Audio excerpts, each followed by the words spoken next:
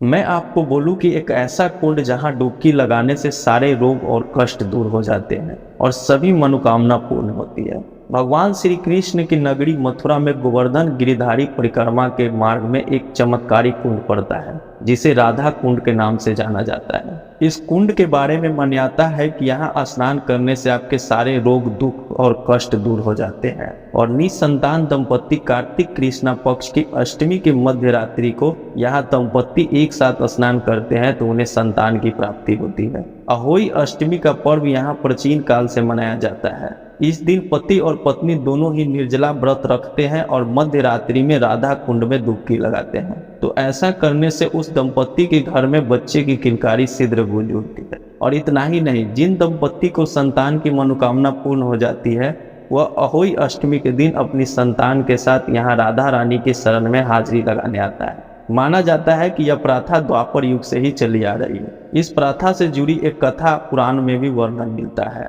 जिस समय कंस ने भगवान श्री कृष्ण का वध करने के लिए अरिष्टासुर नामक दैत्य को भेजा था, उस समय अरिष्टासुर गाय के बछड़े का रूप लेकर श्री कृष्ण के गाय के बीच शामिल हो गया और उन्हें मारने के लिए आया। भगवान श्री कृष्ण ने उस दैत्य को पहचान लिया और इसके बाद श्री कृष्ण ने उस दैत्य को पकड़कर जमीन पर पटक दिया और उसका वध कर दिया। यह देखकर राधा जी ने श्री कृष्ण से कहा कि उन्हें गौ हत्या का पाप लग गया है। इस पाप से मुक्ति के लिए उन्हें सभी तीर्थ का दर्शन करनी चाहिए।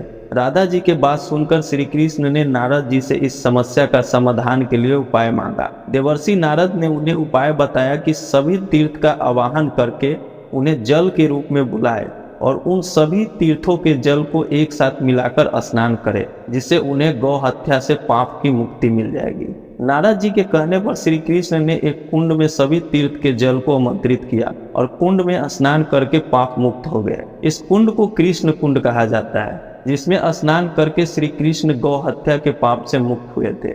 माना जाता है कि इस कुंड का निर्माण श्री कृष्ण ने अपनी बांसुरी से किया था और सभी तीर्थों से इस कुंड में आने की प्रार्थना की, जिसके बाद सभी तीर्थ उस कुंड में आ गए। इसके बाद श्री कृष्ण के कुंड को देखकर राधा जी ने भी अपनी कंगन से एक कुंड खोदा। जब श्री कृष्ण ने उस कुंड को देखा तो उसमें प्रतिदिन स्नान करने जाते और उनके द्वारा बनाए गए कुंड से भी अधिक प्रसिद्ध होने का वरदान दिया, जिसके बाद यह कुंड राधा कुंड के नाम से प्रसिद्ध हो गया। पुराणों के अनुसार अहोई तिथि के दिन इन कुंडों का निर्माण हुआ था, जिसके कारण अहोई अष्टमी पर इस कुंड में स्नान करने का विशेष महत्व है। कृष्ण कुंड और राधा कुंड की अपनी अपनी विशेषता है।